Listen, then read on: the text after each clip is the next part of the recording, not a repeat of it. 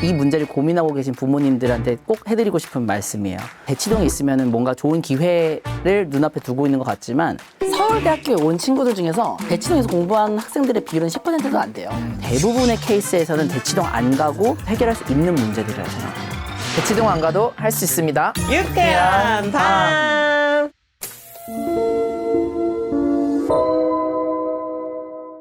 네, 안녕하세요. 저희는 공부법 유튜브 채널 서울대 쌍둥이 운영하고 있는 여호원, 여호용입니다.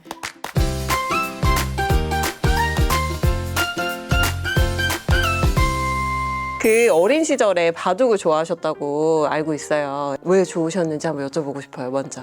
저희 되게 시골에서 자랐거든요. 그래서 그때 당시에는 동네에 뭐가 없었어요. 동네에 딱 바둑학원이 처음으로 생긴 거예요. 그래서 당시에 이제 초등학교 1학년이었는데 거의 5년을 바둑을 하게 되었었습니다. 이쯤 되면 이제 좀 궁금해 하실 것 같아요. 바둑이 혹시 공부를 잘하는데 연관이 있을까? 이런 의문이 드실 것 같은데 한번 여쭤볼게요. 저는 일단 상당한 그 도움이 됐다고 생각해요. 바둑을 하게 되면 일단 기본적으로 승부욕이 길러져요.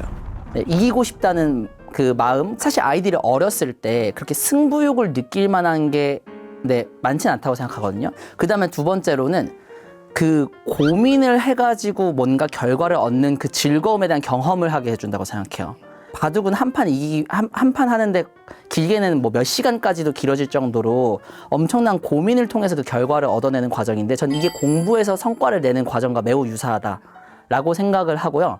특히 마지막으로 바둑을 두는 게 사실 저는 수학 문제 푸는 거랑 되게 그 원리가 비슷하다고 생각하거든요. 바둑 같은 경우도 이기기 위해서 그 경우의 수를 따져가지고 계산을 해서 이제 그 한 단계 한 단계 이렇게 진전해 나가는데 그 주어진 상황 속에서 내가 이기기 위해 다양한 경우의 수들을 고려해가지고 이제 최적의 수를 두게 되는데 이게 수학 문제 푸는 거랑 사실 원리가 똑같아요. 수학 문제 같은 경우도 주어진 조건들이 있고 그걸 활용해가지고 답을 찾기 위해서 여러 가지 경우의 수를 조합해보는 과정이거든요. 이 메커니즘이 상당히 유사하기 때문에 저는 이걸 많이 해봤던 경험이 나중에 수학 공부하는 데도 매우 도움이 됐다고 생각합니다.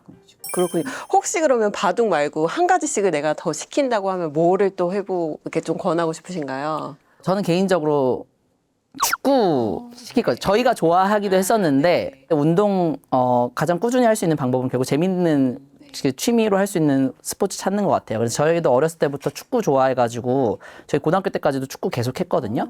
근데 이 축구를 하는 게 저는 그 공부하는 체력 기르는데도 상당히 도움이 많이 됐다고 생각해요. 그래서 저희는 밤새서 막 대여섯 시까지 공부해도 웬만하면 안 지치거든요. 네, 근데 그런 체력이 어떻게 길러질 수 있었느냐 했을 때 결국에는 그 축구로 다져진 체력이었다고 생각하고 진짜 즐기면서 할 수 있어서 저는 꼭 하나 더 시킨다면 축구를 시키고 싶습니다. 이게 정말 중요하다라는 걸 부모님들이 아셨으면 좋겠는 게 이게 단순히 어렸을 때 뭐 공부 너무 시키긴 어려우니까 적당히 이제 시간을 뭔가 어떻게 보내야 되니까 뭐 어디도 보내고 줄넘기 학원도 보내고 뭐 이렇게 생각하실 수도 있잖아요. 뭐가 됐든지 간에 아이가 흥미를 붙이면서 할 수 있는 공부가 아닌 활동을 하나를 찾아주신 다음에 그거를 최소 2년 이상 꾸준히 좋아하면서 어느 정도 그 수준까지 어느 정도의 경지까지 이르를 수 있게 그 노력하는 과정을 경험해보게 해주시는 것이 공부에 있어서든 인생의 성공에 있어서든 되게 중요한 그런 어떤 끈기라는 자질을 만들어주는 것 같아가지고 단순히 그냥 시간 때우고 뭔가 정서 함양 이런 수준을 넘어설 정도로 중요한 부분이다 라는 거를 알고 계시면 좋을 것 같아요. 제가 바둑과 저희가 축구를 하면서 저희한테 되게 그 도움이 됐다고 생각하는 건 뭐냐면 자존감 형성이라 생각해요. 그러니까 왜 그러냐면 바둑 같은 경우 제가 5년을 했다 그랬잖아요. 근데 보통 바둑학원 오는 애들 보면은 몇 달 하다 그만두는 애 많거든요. 제가 초등학교 1학년 때부터 다녔으니까 초등학교 한 3학년만 돼도 저는 이미 한 2, 3년 했잖아요. 저보다 나이 많은 형들이 와도 제가 다 이기는 거예요. 저 그때 공부 열심히 했던 시절이 아니었거든요. 스스로 공부 잘한다 생각해 본 적 한 번도 없었는데 바둑에서 제가 잘하니까 나 뭔가 잘하나 보다 이런 생각을 했었어요. 근데 이게 꼭 바둑뿐만 아니라 뭐가 됐든지 간에 하나를 꾸준히 오래 하면은 어느 정도 경지에 이르게 되잖아요. 그리고 주변 사람들보다 잘하는 다는 인식을 본인이 갖게 되잖아요. 그래서 저는 이게 자존감 형성에 되게 중요한 역할을 한다고 생각해요.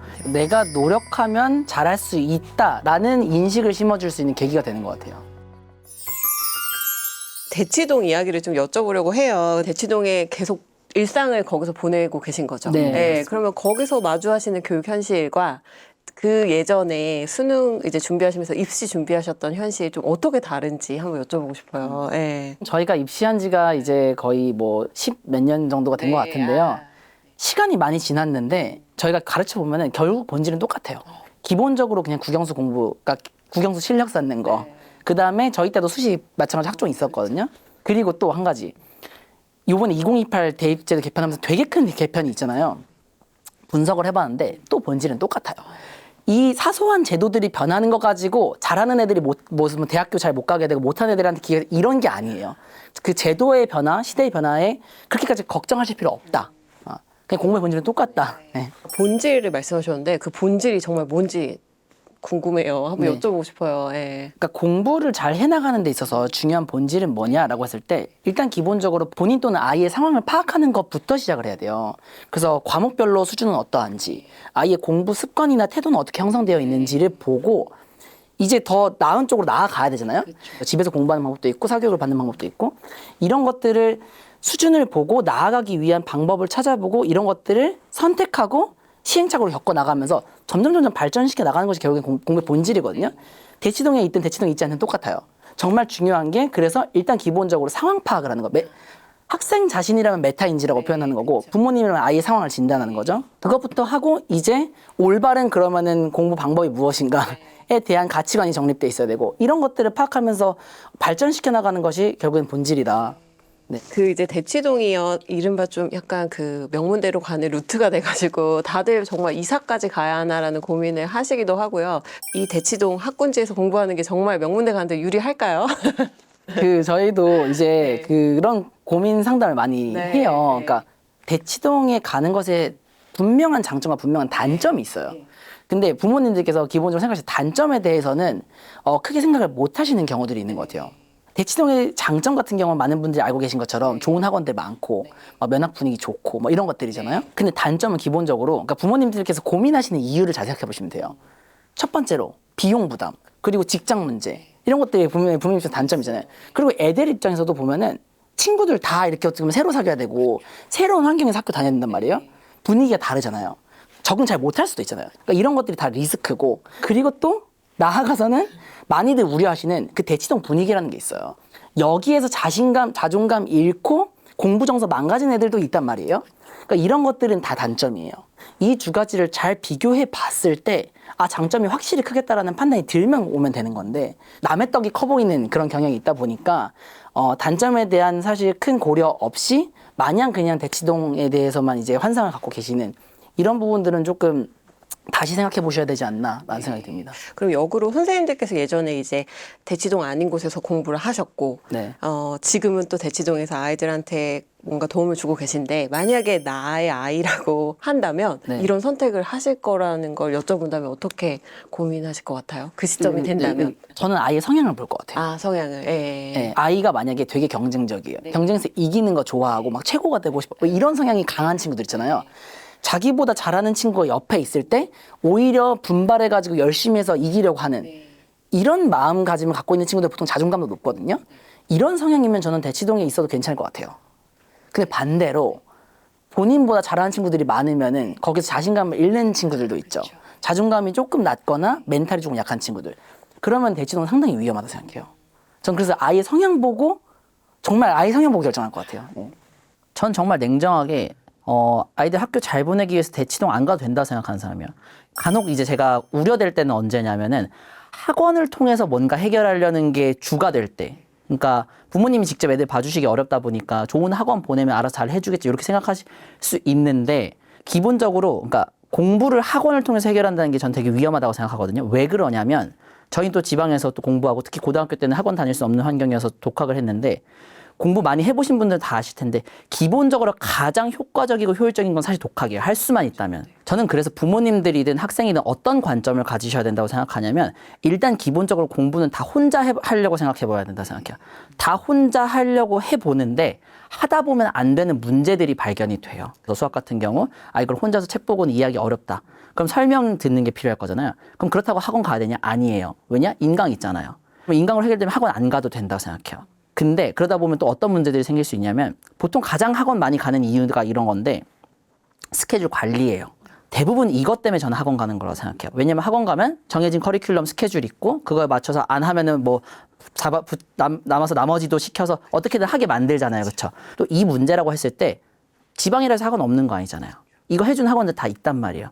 그랬을 때 만약에 지금 있는 학원에서도 충분히 이건 잘 해결해주고 있다. 그럼 대치동 굳이 갈 필요 없는 거죠.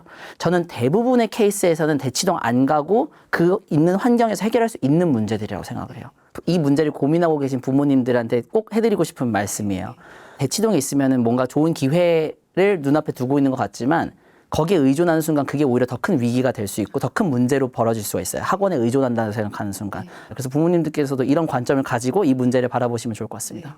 서울대학교에 온 친구들 중에서 대치동에서 공부한 학생들의 비율은 10%도 안 돼요. 그래서 제가 서울대 경영 나왔잖아요. 일단 반은 지방 학생들이에요. 반은 지방 학생이고 반이 수도권인데 서울 경기고요. 서울 경기 반 중에서도 대치동에서 공부한 학생들은 그 안에서 그러니까 전체 중에 10%도 안 돼요. 수많은 90% 이상의 학생들이 비대치동에서 공부해서 서울대 온 거거든요. 그렇기 때문에 충분히 가능하다는 말씀을 수치적으로 말씀드립니다. 사교육을 거의 안 받으신 거죠? 최소화하신 거죠? 저희는 네. 고등학생 때는 기숙사학교에 살아서 학원을 못 갔고요. 중학교 때는 학원 다니기도 하고 독학하기도 하고 그렇게 섞어서 했었습니다. 네. 근데 이렇게 사교육 없이 명문대 입시가 가능하다고도 보시나요? 최근의 입시들. 자기 주도적인 학습을 해 나갈 수 있는지가 제일 중요하거든요.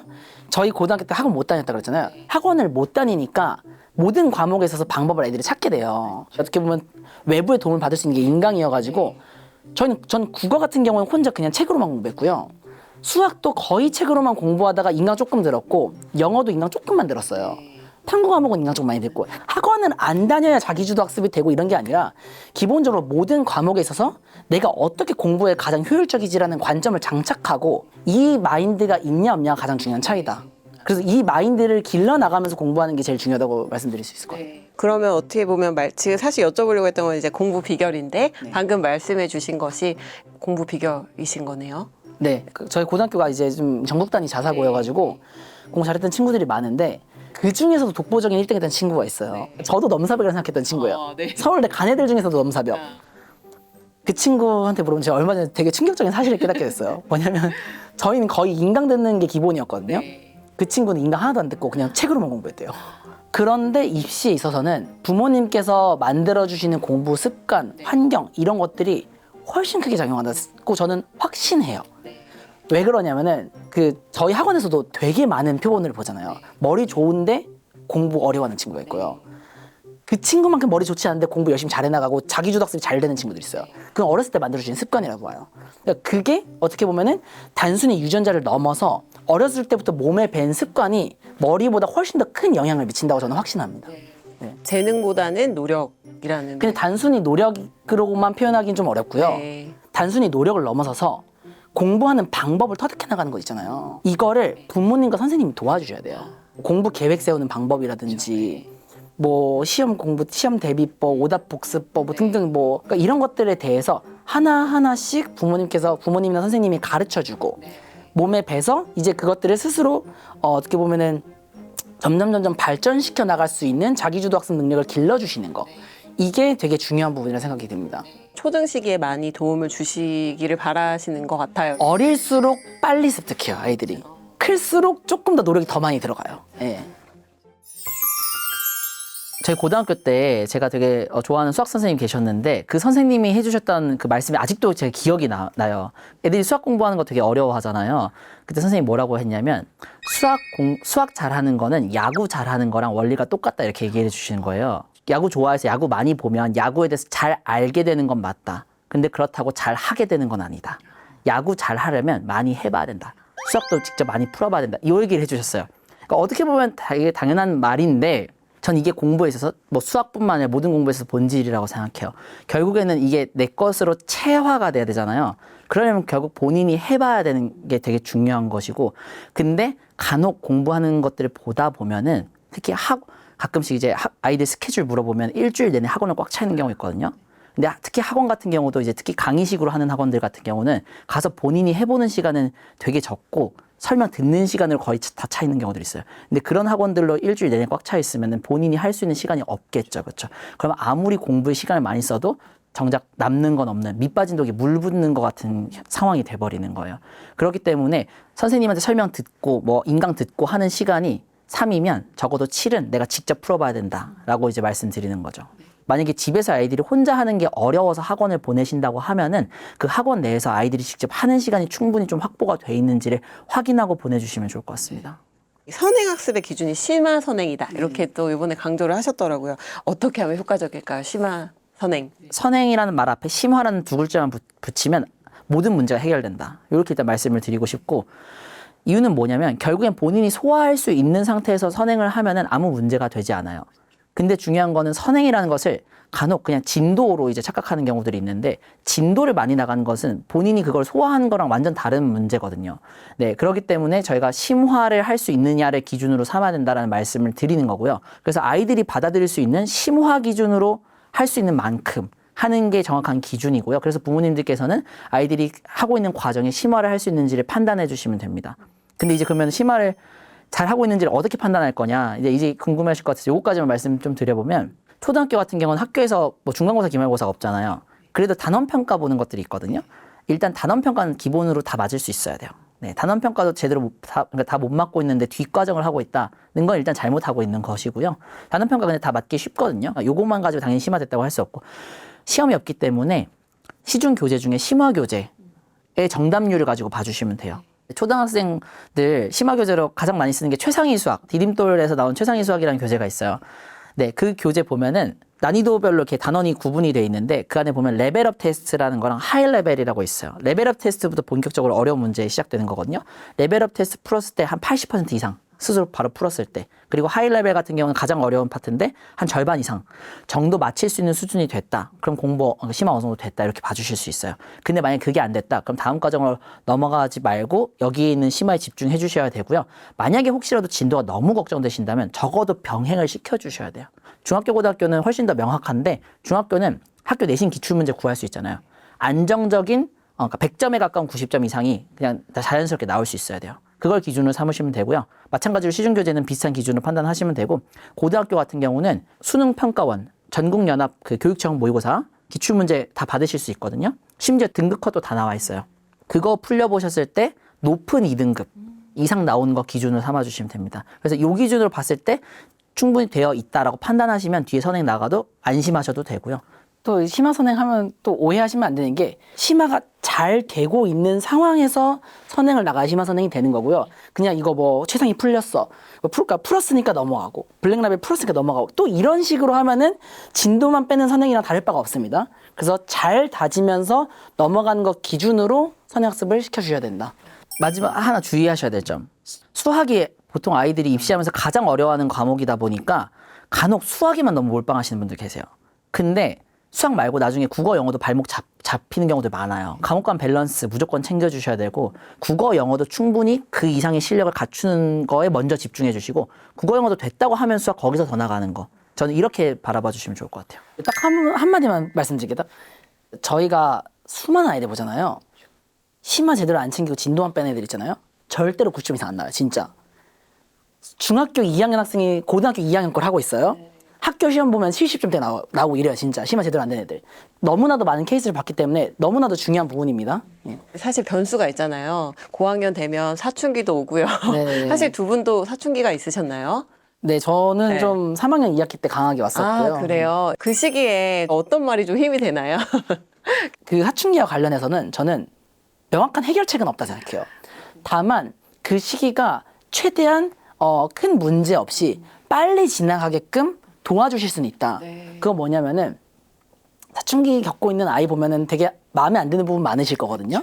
잔소리 많이 하고 싶으실 거예요. 최대한 좋은 말로 해보자라고 격려해 주시고, 이렇게 그냥 좀 하다 보면 아이가 부모님의 마음을 느끼게 돼요.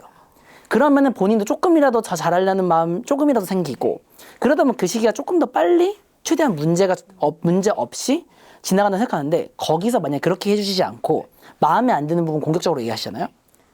싸우고 관계 틀어지고 삐딱선 타요, 아이들이. 근데 그러면은 훨씬 더 부작용도 크고 그 기간이 길어지는 것 같아 보여요.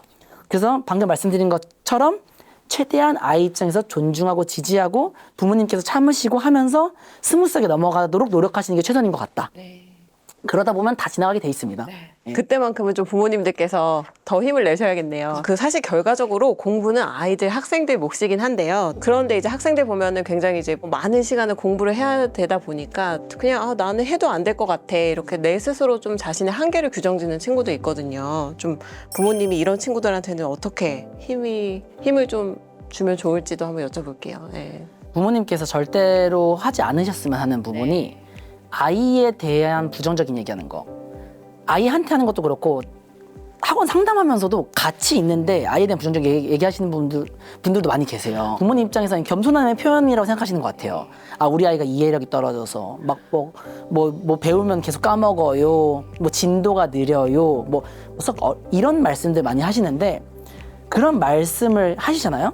아이가 스스로에 대해서 그렇게 진짜 규정을 짓게 돼요. 그러면서 나는 해도 안 되는 애, 내지는 하면 될까? 이런 불안감을 갖게 되거든요. 설령 이해력이 정말 떨어지고 기억력이 떨어진다고 하더라도 부모님은 할 수 있다고 해주셔야 돼요. 그래야 아이가 어떻게든 해보려는 마음을 갖게 되고 마음의 안정감이 생기고 잘 되는 거지, 아이한테는 무한 신뢰를 보여주시려고 하는 스스로 계속 마인드 컨트롤하고 믿음을 보여주시는 게 좋을 것 같다라는 말씀 꼭 드리고 싶습니다. 그래서 부모님들께서 지금 조금 걱정되시고 조급하시더라도 좀 더 믿음을 가지고 마음의 여유 가지시고 아이들 응원 격려하시면서 한 단계씩 같이 나아가셨으면 좋겠습니다. 네, 알겠습니다. 오늘 이렇게 너무 소중한 시간 내주셔서 감사합니다. 감사합니다. 고맙습니다.